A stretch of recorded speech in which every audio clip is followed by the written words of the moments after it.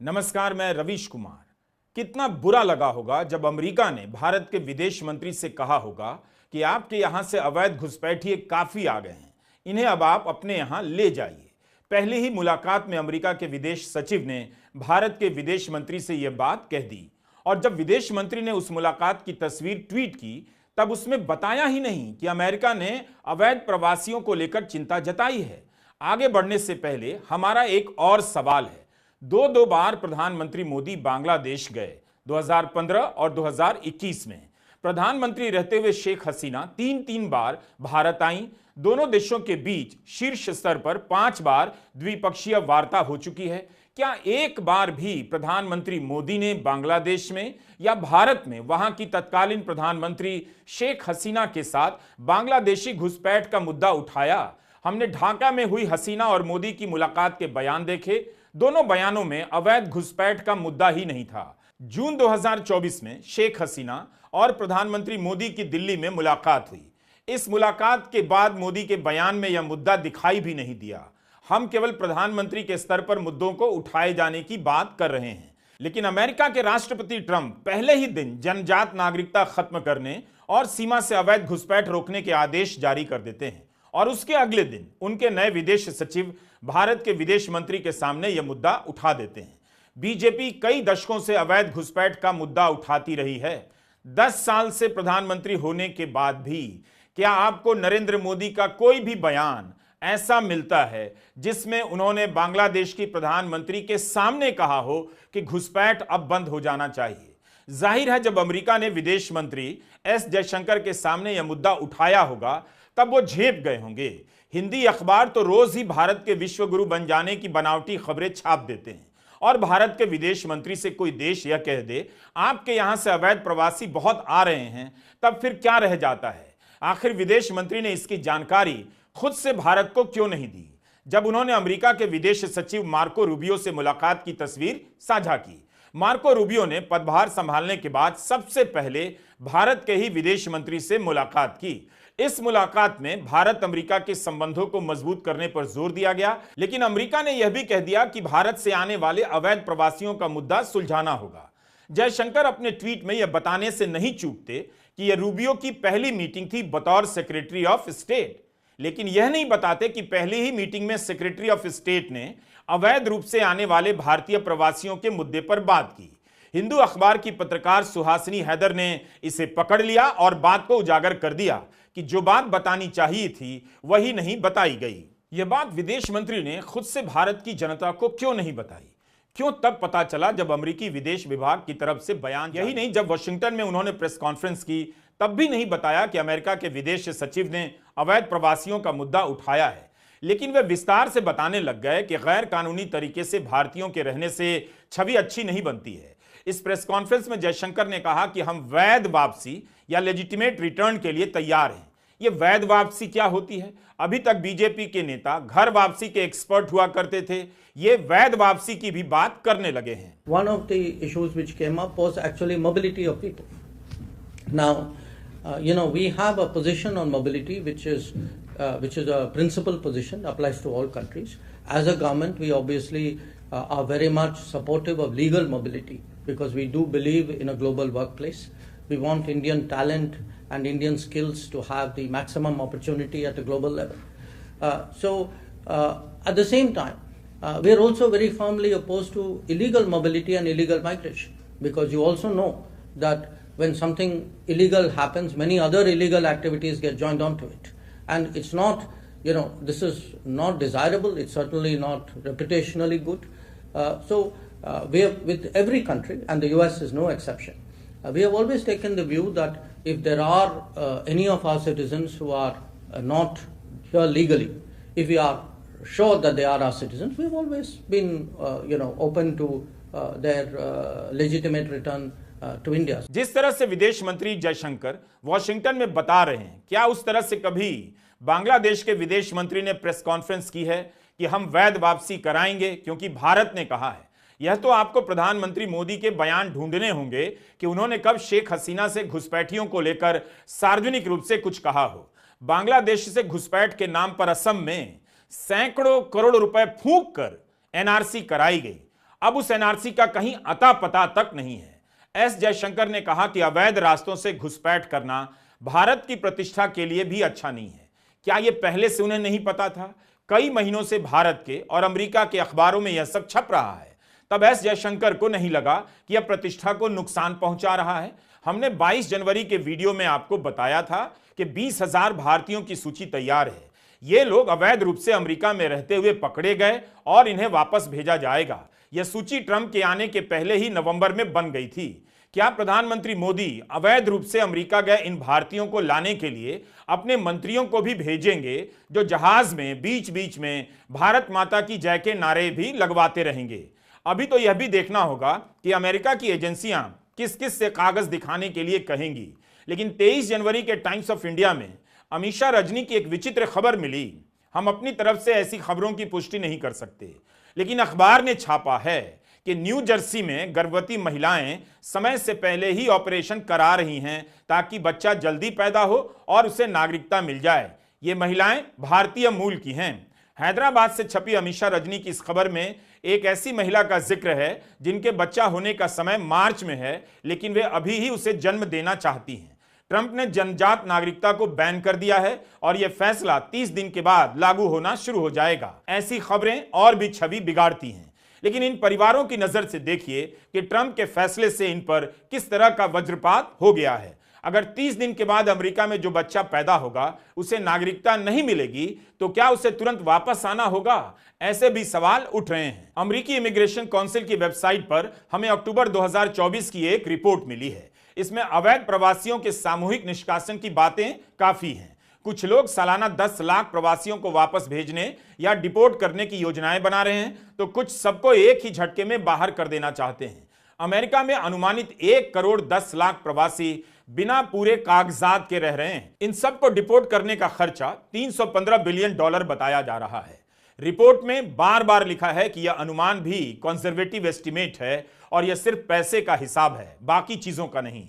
क्या Trump America के खजाने से $315 बिलियन खर्च करेंगे या इसका बिल उसी देश को थमा देंगे जिसके नागरिक को डिपोर्ट किया जाएगा? पिछले 2 साल से लगातार खबरें आ रही थीं कि अमेरिका में अवैध रूप से घुसने के प्रयास में जो लोग पकड़े जा रहे हैं उनमें भारतीयों की संख्या बढ़ती जा रही है।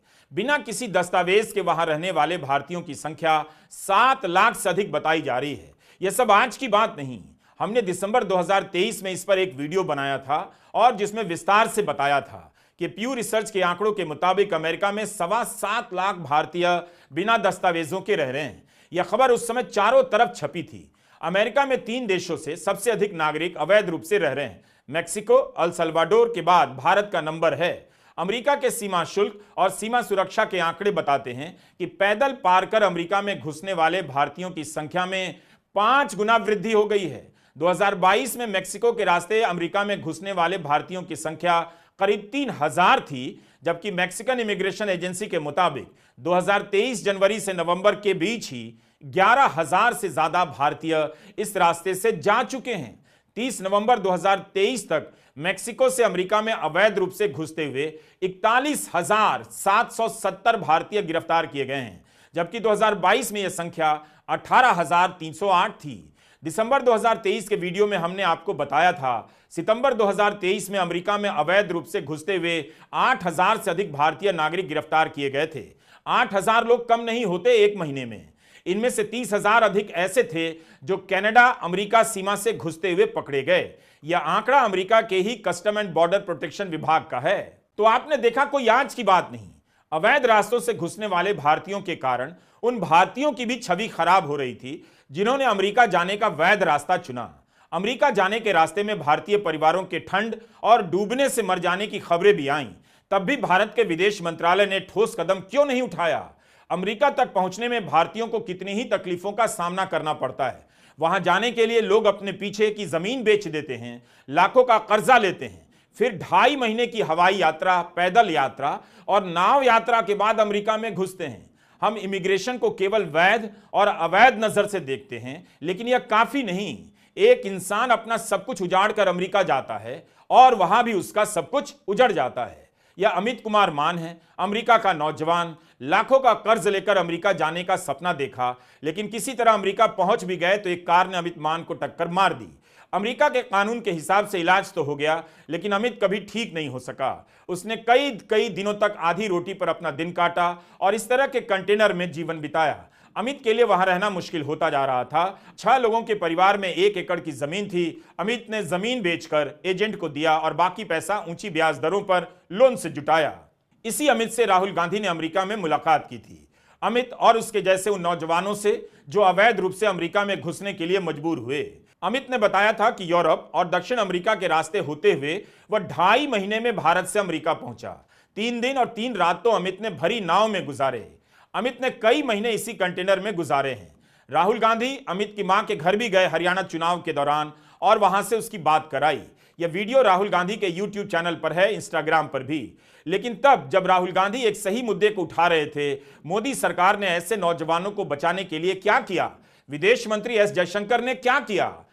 कुछ दिन पहले मैं अमेरिका गया, वहां पे हरियाणा के युवाओं से मिला।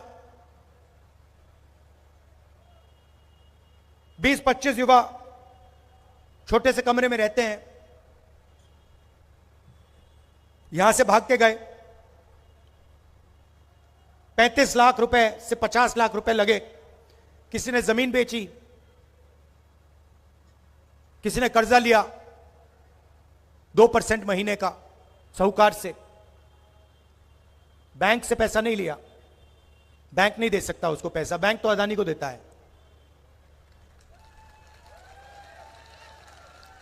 भागे, यहां से इस्तांबुल गए,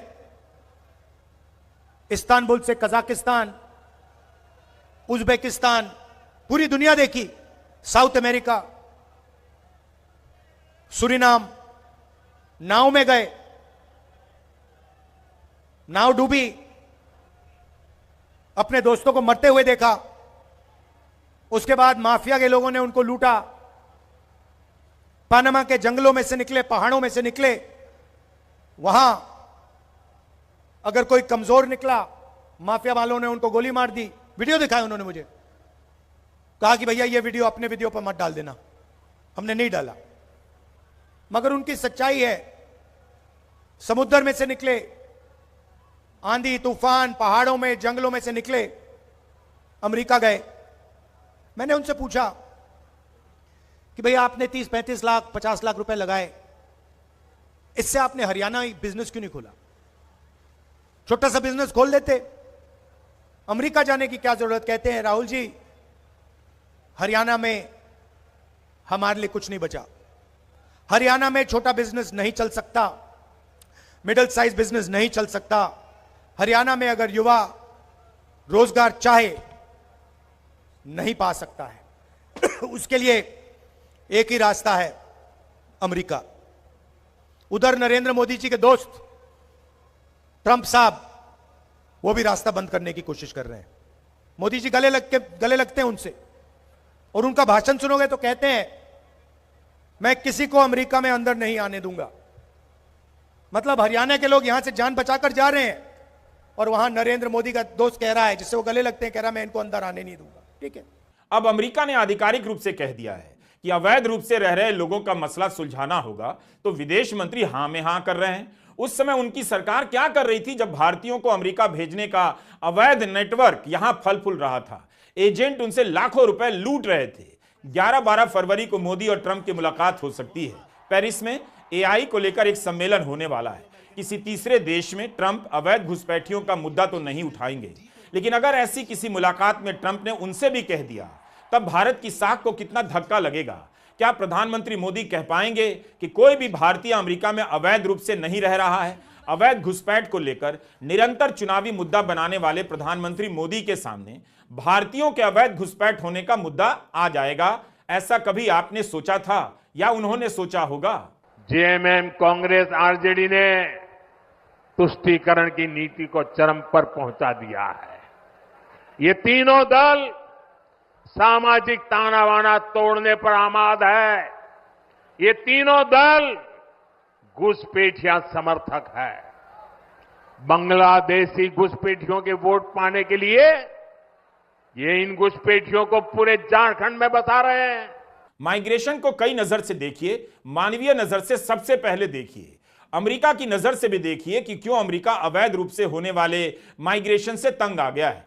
क्यों अमेरिका में रहने वाले भारतीय भी चाहते हैं कि जो भी भारतीय आए कानूनी तरीके से आए, जबकि वहां तो कई दशकों से अवैध रास्तों से भारतीय जा रहे हैं। तो अब जाकर क्यों इनका विरोध हो रहा है? इसलिए कि पानी सर के ऊपर से गुजरने लगा है। इनके कारण वैध रूप से रहने गए भारतीयों को भी मुश्किलें हो रही हैं। फिर आप इस नजर से देखिए कि क्यों भारत से नौजवान अवैध रास्तों से अमेरिका जाने के लिए मजबूर हैं, क्यों उनकी संख्या बढ़ रही है। 26 दिसंबर 2023 के वीडियो का एक और हिस्सा हम आपको दिखाना चाहते हैं। यह टाइम्स ऑफ इंडिया की खबर है, अगस्त 2022 की। रिपोर्ट में लिखा है कि विदेश जाने की सनक में 950 छात्रों ने IELTS के फर्जी सर्टिफिकेट लिए। IELTS अंग्रेजी भाषा की एक सर्टिफिकेट परीक्षा होती है जिसे पास करने के बाद ही अमेरिका और अन्य देशों में आप प्रवेश कर सकते हैं। एक सर्टिफिकेट हासिल करने के लिए एक छात्र ने 14 लाख रुपए दिए थे, ऐसी खबर छपी थी। गुजरात के तमाम शहरों में 5 साल से यह घोटाला चल रहा है। यह स्कैम तब सामने आया जब उत्तरी गुजरात से कुछ अवैध प्रवासी भारतीयों को अमेरिका के एक कोर्ट में हिंदी से अंग्रेजी अनुवादक की जरूरत पड़ गई, जबकि IELTS स्कोर ठीक ठाक थे उनके। इस तरह से पोल खुल गई कि इन्हें अंग्रेजी नहीं आती, सब फर्जी सर्टिफिकेट लेकर आए हैं। वैसे एक आंकड़ा और है, बाइडेन के समय में बड़ी संख्या में अवैध प्रवासी उनके अलग अलग देशों में भेजे गए। अमेरिका में अवैध रूप से भारतीयों को भेजने के लिए भारत में फर्जी सर्टिफिकेट के नेटवर्क बने हैं। यह तो भारत को देखना चाहिए था कि इस तरह का नेटवर्क ना बने। मोदी सरकार के दौर में यह और बढ़ गया। आखिर कैसे गुजरात में फर्जी सर्टिफिकेट का धंधा चल पड़ा और एक छात्र को फर्जी सर्टिफिकेट के लिए 14 लाख रुपए देने पड़े? यह कम पैसा नहीं। इस पैसे से कोई तो अमीर बन रहा है और वो राजनीतिक नेटवर्क से अलग होगा, विश्वास करना मुश्किल है। लाखों रुपए की जमीन बेचो, कर्जा लो, फर्जी सर्टिफिकेट लो, यह हालत हो गई है भारत के युवाओं की। क्या यहां अच्छी जिंदगी के सपने अब मुमकिन नहीं हो सकते? गनीमत है कि इस धरती पर अमेरिका जैसे कुछ देश हैं जहां कोई भी कहीं से आकर अपना सपना पूरा कर सकता है, उद्योगपति बन सकता है, नागरिकता लेकर राष्ट्रपति तक बन सकता है। यही अमेरिका की ताकत है। भारत से लोग अमेरिका इसलिए जाते हैं क्योंकि उन्हें पता है कि उसका लोकतंत्र बहुत मजबूत है। यहां सभी का मानवाधिकार दूसरे देशों की तुलना में बहुत हद तक सुरक्षित है। ब्रिटेन और यूरोप में भी माइग्रेशन का मुद्दा उठता रहता है, लेकिन अमेरिका का मुद्दा अलग है। दुनिया के दूसरे देशों के साथ अमेरिका ने कितना बुरा बर्ताव किया, हम इन बातों से अनजान नहीं हैं। लेकिन यह बात तो सही है कि 50 लाख से ज्यादा भारतीयों को अपने यहां बसाकर कुछ भी हासिल करने का अवसर अमेरिका ने ही दिया है। ट्रंप के आने के बाद भी H-1B वीजा बंद नहीं हो रही, बल्कि सख्त करने की बात हो रही है। ट्रंप ने भी कहा कि उन्हें टैलेंट चाहिए। बस मुद्दा यह है कि अवैध रास्तों से लाखों लोगों का यहां आना अब नहीं झेला जा सकता है। लाखों भारतीयों ने अमेरिका जाकर जो हासिल किया है वो भारत में हासिल नहीं कर सकते थे, तभी वे वहां कुछ समय रहने के बाद भारत की नागरिकता छोड़ देते हैं। आज भी अमेरिका लाखों भारतीय छात्रों, डॉक्टरों, इंजीनियरों और प्रोफेसरों के लिए आशा का देश है। यही नहीं, अमेरिका भी दूसरे देश से आए लोगों के योगदान की सराहना करता है। 2017 के गोल्डन ग्लोब पुरस्कार समारोह में अभिनेत्री मेरिल स्ट्रिप ने कहा था, हॉलीवुड तो मुख्यतः माइग्रेंट लोगों से ही बना है। अगर आप सब प्रवासियों को हॉलीवुड से निकाल देंगे तो देखने के लिए आपके पास बस फुटबॉल बचेगा। यह काफी महत्वपूर्ण बयान है जो बताता है कि माइग्रेंट के बिना अमेरिका कुछ भी नहीं। आज अमेरिका में जितने भी $1 बिलियन के स्टार्टअप हैं, उनमें से लगभग आधे के संस्थापक दूसरे देशों से आए हुए लोग हैं। आप अमेरिका में रहने वाले किसी भी भारतीय से पूछिए, वह वहां के जीवन की अच्छी अच्छी बातें बताता हुआ थकता नहीं है। जब वो नागरिकता लेता है या नहीं भी लेता है, तब भी उसकी संपत्ति वहां सुरक्षित होती है। कोई कब्जा नहीं कर सकता। वह पूरे अधिकार के साथ वहां रहता है और अपने सपनों को पूरा करता है। अमेरिका की यूनिवर्सिटी में कितने ही भारतीय विद्वानों ने अपनी धाक जमाई, छात्रों ने कामयाबी पाई, सब कुछ अपनी मेहनत पर हासिल किया। इसके बदले उन्होंने खूब डॉलर भी कमाए और भारत भेजे, जिससे भारत का विदेशी मुद्रा भंडार बढ़ता गया और रुपया मजबूत भी हुआ। इसे रेमिटेंस कहते हैं। रिजर्व बैंक कहता है भारत में जितना भी रेमिटेंस आता है उसका आधा केवल 4 देशों से आता है। ये 4 देश हैं, अमेरिका, संयुक्त अरब अमीरात, यूके और सिंगापुर। मनी कंट्रोल में श्रीदेव कृष्ण कुमार की दिसंबर 2022 की एक रिपोर्ट है। विश्व बैंक की एक रिपोर्ट के अनुसार भारत को साल दर साल 12% अधिक रेमिटेंस प्राप्त होने वाला है, जो 2022 में $100 बिलियन तक पहुंच गया। भारत को भेजे जाने वाले धन के शीर्ष स्रोत के रूप में 2017 से 21 आते आते अमेरिका ने यूएई को पीछे छोड़ दिया। यूएई की हिस्सेदारी 26.9% से गिरकर 18% हो गई है। अगर आपको मौका लगे तो अमेरिका जरूर जाइएगा, बिना किसी हिचक के। वहां जाकर देखिए कि भारतीयों ने कितना शानदार काम किया है। आपका हौसला बढ़ेगा। वहां जाना और बस जाना दोनों गलत नहीं, क्योंकि बहुत से राष्ट्रवादी नेताओं के बच्चे भी वहां गए हैं, तो आपको भी वहां पूरे मन से जाना चाहिए। अमेरिका के कॉलेज, यूनिवर्सिटी, म्यूजियम, सड़कें, शहर और वहां के घर सब देख आइए। नदियों को भी देखिए। उसने भले दुनिया में तबाही मचाई है, लेकिन अपने देश को सजा संवार कर रखा है। इसकी यूनिवर्सिटी में लाखों भारतीय यूं ही नहीं पढ़ने चले गए। कईयों में वाकई बहुत दम है और शानदार यूनिवर्सिटी है। बस आप वहां जाने के लिए फ्रॉड तरीके का सहारा मत लीजिए। अमेरिका का इस तरह होना आपके लिए भी जरूरी है। इसके लोकतंत्र में संकट आए तो खुश होने की बात नहीं। इसके नेता अगर फांसीवादी हो जाएं तो समझिए आप पर भी संकट आएगा। यह भी देखिए कि अमेरिका के लोग इस संकट से कैसे मुकाबला करते हैं। आपको भारत के उद्योगपतियों, पत्रकारों, अफसरों और जजों की बहुत याद आने वाली है, जो सत्ता के आगे इशारे भर से नतमस्तक होते चले गए। अमेरिका बाहर लड़ता है तो भीतर भी लड़ता है। एक बार ट्रंप प्रधानमंत्री मोदी को वाशिंगटन बुला लेंगे तो भारत के अखबारों की हेडलाइनें चमक जाएंगी, बदल जाएंगी कि देखिए भारत का महत्व दुनिया में बढ़ गया है क्योंकि ट्रंप ने बुलाया है। अमेरिका भारत के मीडिया के भीतर असुरक्षा की भावना का सबसे बड़ा लैंडमार्क है। अवैध भारतीयों की पहचान करना और साबित करने की प्रक्रिया अभी लंबी चलेगी, लेकिन नवंबर में जिन 20,000 लोगों की पहचान हो गई है, उनकी वापसी का दृश्य भारत के लिए सुंदर नहीं होगा, लेकिन कम से कम प्रधानमंत्री मोदी को जाना चाहिए उनके स्वागत में। भारत को इसका सामना इसलिए भी करना पड़ेगा क्योंकि भारत का आर्थिक विकास वैसा नहीं हुआ जितना दावा किया जाता रहा था 10 सालों में। आज भारत के लोगों की आर्थिक शक्ति घट गई है, वे कुछ खरीद नहीं पा रहे। इसका मतलब है कि उनकी कमाई भी घट गई है। ऐसे में अमेरिका और इंग्लैंड ही उम्मीदों के देश बनकर हैं हमारे सामने। इन देशों में चाहे जितने भी प्रधानमंत्री मोदी के स्वागत में मोदी मोदी करने आ जाएं, उन्हें भी पता है कि पिछले 10 वर्षों में भारत छोड़ने वालों में बहुत से ऐसे लोग भी हैं जो मोदी की नीतियों के कारण ही भारत छोड़ गए। नमस्कार, मैं रवीश कुमार।